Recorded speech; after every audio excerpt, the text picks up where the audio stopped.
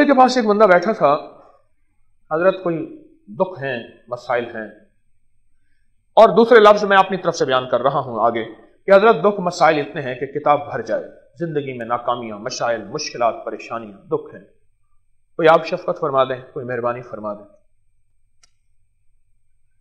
تو شیخ نے فرمایا ایک کام کر، 40 پردیسیوں کو جمع کر.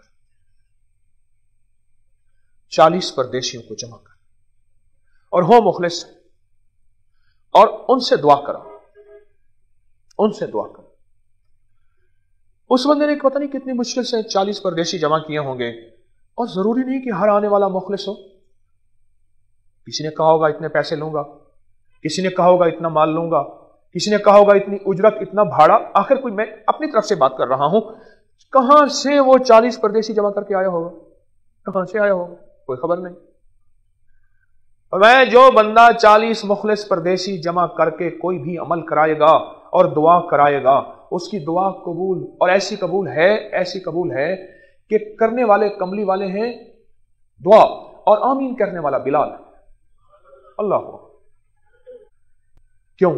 پردیسی کی دعا قبول، پردیسی کی دعاؤں پہ آمین فرشتے کہیں، اور پردیسی کے ساتھ رب کی کریمی اتنی، رحمت اتنی، شفقت اتنی کہ میرا اللہ کہتا ہے پردیسی تیری دعا جو ہے نا، میں ایسا کروں گا، قبول تو ہے، میں تیری فرض نماز بھی آدھی کر چکا ہوں.